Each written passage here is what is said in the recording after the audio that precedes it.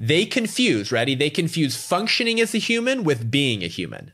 They have a perception of what a human being is, and it comes with certain functions. So they look at the unborn and say, well, the unborn is lacking in those functions. So they're not a person, or they're not a human, or they don't have a right to life.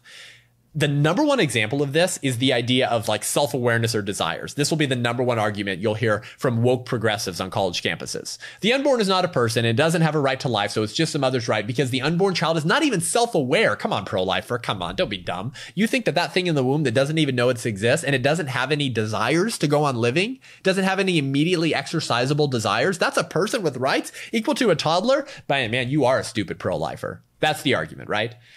That the embryo is not self-aware and has no immediately exercisable desires, therefore it's not a human person with rights. Few things we need to point out here. This is called reductio ad absurdum. It's when you take your opponent's argument and you just take it to its logical conclusion.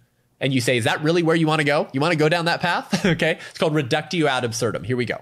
If that argument is correct, that we can kill the baby because it's not self-aware and it doesn't have any desires, then the first question we have to ask them is, why does self-awareness or having desires matter in the first place? Just like pro-aborts assume that the unborn is not a human being, they also assume that certain functions are value-giving in and of themselves. They just assume that self-awareness and immediately exercisable desires give you value. But why should we assume that? Why should we accept the suggestion that you only have value or rights if you are self-aware or have desires? They just assume it. They don't explain why those traits are value-giving in the first place. All right, that's the first problem. The second is that this objection proves too much, or the legal saying is that it cuts both ways. It proves too much.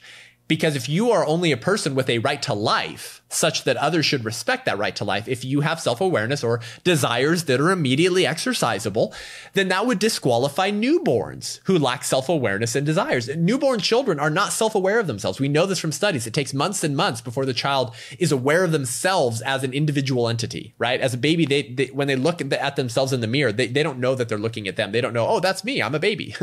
So if we can kill human beings and they don't have a right to life because they don't have self-awareness or they don't have immediately exercisable desires, guess what, pro-abort? You just justified infanticide. It proves too much. It cuts both ways. This also results in savage inequality to suggest that personhood and a right to life are only founded in self-awareness and desires. Because why? Self-awareness comes in varying degrees. Not everyone is equally self-aware. Not everyone has an equal amount or degree of desires. Desires and self-awareness come in varying degrees. No one shares those things equally. So if self-awareness or having desires grounds our value and right to life as persons, then those with more of those characteristics have more value and hence a greater right to life than those with less. So you can throw human equality out the window. I can kill you if you're sleeping. I can kill you if you're in a coma. I can kill you if you're distraught from a romantic breakup and so you have no desire to go on living, and I kill you because I haven't violated your desires. That's the argument of the pro-choice movement here. You only have value and a right to life if you have self-awareness and desires. What if you've been indoctrinated in a cult to not want to live and to commit suicide? If I kill you, I haven't violated your right to life because I haven't violated your desires, right? Nobody agrees with that. So see, reductio ad absurdum. Take that suggestion that human life and personhood and a right to life are based on self-awareness and desires and just take it to its intellectual conclusion. And this is where it leads. It results in savage inequality. Frank Beckwith, a philosopher, Christian apologist, legal scholar, he helps us understand why immediately exercisable desires can't be the standard for humanity or human value, okay? He has this thought experiment in his book, Defending Life. He says, suppose a scientist surgically alters the brain of a developing fetus in the womb so he never desires anything. He's born and his ability to desire is gone. Then at age 5, the child is killed so his body parts can be used to treat illnesses of others. If the child had no desires when he was killed, was he not wronged? And everyone's sort of moral reflex is to say, of course that was still wrong. Well, if it was wrong, then desires can't be the grounding of a right to life and personhood.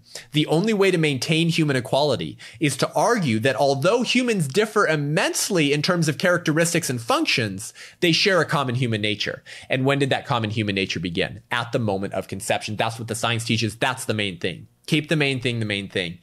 and force your pro-abortion opponents or friends to answer those questions. So